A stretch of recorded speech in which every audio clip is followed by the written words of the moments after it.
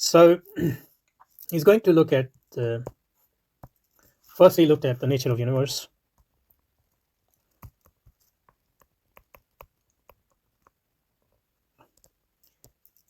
and the universe seems to be creative as well. And there he mentioned the promise of God, and then the duty following that promise, the promise, the alleged promise, and the alleged duty which he derived from the Quran. The promise is that God will subjugate nature to man,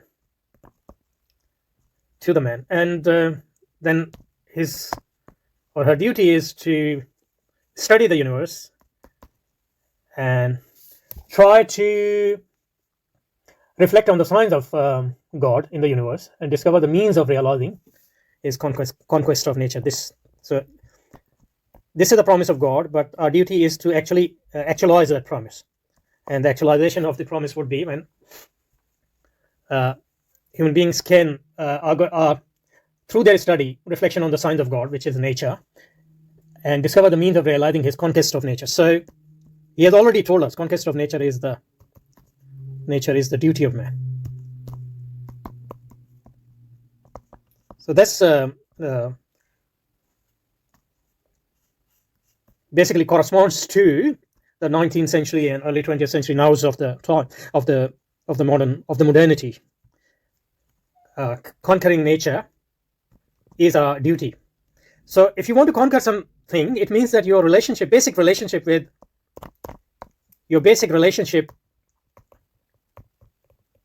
the universe is confrontational.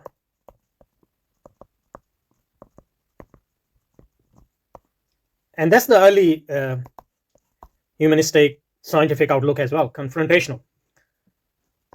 Sort of we find in Faust and other writings as well. So so the man's relationship with the universe and man is going to be necessarily confrontational, because you're trying to conquer the universe. And if you need to conquer something, it means that it's not easily pliable to you, or it's going to subjugate itself to your will. You would have to go through some processes. I mean, even then it might fight back, as we have seen. It is fighting back. So this is a particular, very clearly a modernistic outlook, nothing to do with Islam. I mean, he's reading Quran. So people talk about he's reading the Quran in the light of this modernistic outlook, which sees the basic relationship between nature and man as confrontational.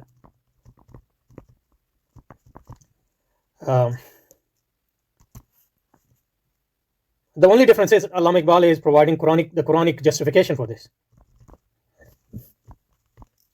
And this is even different from later modernistic conception, or later postmodernistic conceptions, when the disaster wreaked by humans on the nature made even modernists realize that you have to tame that stupid desire to conquer nature, because nature is fighting back with all its vengeance. So it's even not a Heideggerian viewpoint, where you see being in the world as, so your essence is being in the world. So you don't see world as a confrontational, but you have a basic primordial relationship between the universe. You are from this universe.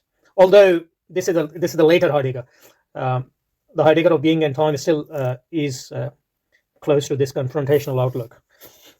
So what I'm trying to say is, it is a typical modernistic, nothing to do with the Quranic teaching, because the Quran, in the Quranic teaching, universe is the creation of Allah subhanahu wa ta'ala. And man is also the creation of Allah subhanahu wa ta'ala. And our basic relationship with the universe is that we both are the creatures of Allah subhanahu wa ta'ala. And and what Islam teaches us is that our relationship with the universe is that of trust as the bounty of Allah subhanahu wa ta'ala, about which bounty of Allah subhanahu wa ta'ala, and we will be questioned in this life and in the life afterwards, or in the life hereafter, about this trust, whether we treated these bounties with due diligence and without exploitation, and with the eye to thanking Allah subhanahu wa ta'ala and worshipping. So that's a totally different concept. So I did say not to read too much on that word conference, but on reflection here, I realized that actually we can read all this into that word, because he has already made it clear that what the relationship between the man and universe is, which is basically confrontational, and the relationship of subjugation and conquest and all those